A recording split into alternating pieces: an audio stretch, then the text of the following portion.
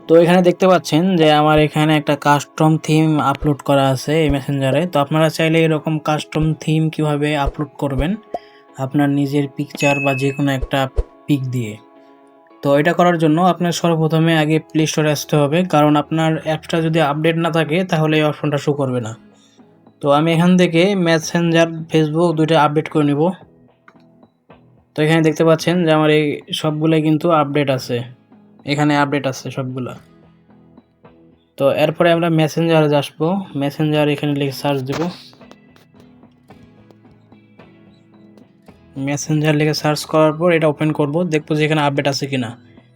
এখানে আপনাদের এরকম যদি আপডেট যদি না থাকে তাহলে এটা আপনাদের আপডেট করা আছে, আর যদি আপডেট থাকে তাহলে আপডেট করে নেবেন। তো তারপরে আমরা মেসেঞ্জার ওপেন করি, তারপরে এখানে এটা আমার প্রোফাইল সেকেন্ড আইডি, তো এটাতে আমি করে দেখাবো। তারপরে আপনাদের এই যে এখানে নামের উপরে ক্লিক করলেও হবে, অথবা এখানে এই যে আই বাটনে ক্লিক করলেও হবে, এখানে ক্লিক করলেও হবে, আবার এখানে ক্লিক করলেও হবে।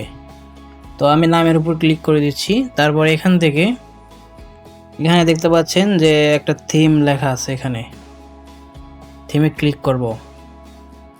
তারপরে এখানে দেখতে পাচ্ছেন যে একটা আপলোড অ্যান ইমেজ দেওয়া আছে, এখানে ক্লিক করে দেব। এখানে ক্লিক করলে আপনাদের গ্যালারিটা পারমিশন চাবে, পারমিশনটা দিয়ে নেবেন। তো পারমিশনটা দেওয়ার পরে আপনাদের যে কোনো একটা এখান থেকে ছবি দিয়ে নেবেন। তো আমি এখান থেকে একটা ছবি দিয়ে নিচ্ছি, এটা আমি ব্লার করে দিলাম। তো একটা ছবি আমি সিলেক্ট করলাম, দেখতে পাচ্ছেন যে আমি এই ছবিটা সিলেক্ট করলাম। সিলেক্ট করার পরে নিচে এখানে দেখতে পাচ্ছেন যে সেভ, এখানে ক্লিক করব। তারপরে এখানে একটু আপলোড হবে পিকচারটা। তারপরে যে নিচে এখানে সিলেক্ট লেখা আছে, এখানে সিলেক্টে ক্লিক করে দেব। সিলেক্টে ক্লিক করার পর এখানে দেখতে পাচ্ছেন যে আপনার থিমটা কিন্তু আপনার প্রোফাইল পিকচারে আপলোড হয়ে গেল। তো আপনারা যদি চান যে এটা আবার আমি চেঞ্জ করব কিভাবে, তো চেঞ্জ করার জন্য আবার আপনাদের এখানে আই বাটন অথবা নামের উপরে ক্লিক করতে হবে। এখানে ক্লিক করার পর আবার থিমে, এখানে একটু লোড নেবে। তারপরে এখানে দেখতে পাচ্ছেন যে আমার একটা পিকচার আপলোড করা আছে, তো এটা আমি ধরেন একটা চেঞ্জ করে দিলাম, এখানে সিলেক্ট করে চেঞ্জ করে দিলাম। দেওয়ার পরে যদি আমি আবার একটা আপলোড করতে যাই, এখান থেকে আপলোড করতে পারবো। এই যে এখানে আমার আগে থেকে যেটা আপলোড করা আছে এটাও আপলোড করতে পারবো, বা এটাও আপলোড করতে পারবো। তো এই যে দেখতে পাচ্ছেন যে এই সাইডেরটা আবার কিভাবে এখানে আবার দিবেন, মানে এই থিমটা কিভাবে সিলেক্ট করবেন সেটা আমি দেখাচ্ছি।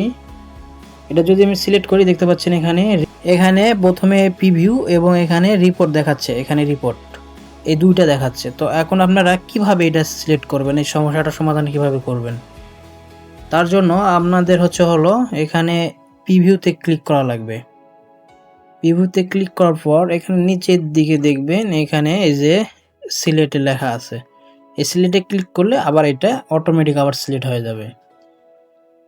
তো আশা করি আপনারা বুঝতে পারছেন। আর আপনাদের যাদের এই আপলোড অ্যান্ড ইমেজের অপশনটা নাই তারা কি করবেন, তারা আমি প্রথমে কিন্তু বলছি যে আগে আপডেট করে নেবেন।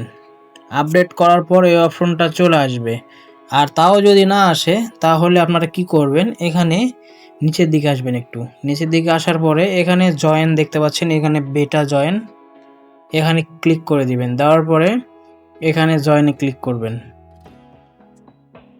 এখানে একটু সময় লাগবে, দেখতে পাচ্ছেন যে এখানে জয়েন বেটা দেখাচ্ছে, এখানে একটু সময় দিবেন, জয়েন হোক। আমি এখান থেকে একবার ব্যাক দিয়ে আবার ঢুকতেছি। তো দেখতে পাচ্ছেন যে এখানে আমার কিন্তু মেসেঞ্জার বেটা আসলো, এখানে মেসেঞ্জার বেটাটা আসলো। তো এই বেটাটা আসার পরে আপনারা কিছুক্ষণ অপেক্ষা করবেন, করার পরে আবার আপডেটটা চেক করবেন। তারপরে একটা আপডেট আসবে, আপডেটটা চেক করার পরে আপনারা ওইটা পেয়ে যাবেন। আর যদি কোনো সমস্যা থাকে টিপস রিলেটেড কমেন্ট করতে পারেন, সেই বিষয়ে আমি ভিডিও দেওয়ার চেষ্টা করব। আজকে ভিডিও এই পর্যন্তই। যদি ভিডিওটি ভালো লাগে তাহলে অবশ্যই আমার চ্যানেলটি সাবস্ক্রাইব করবেন।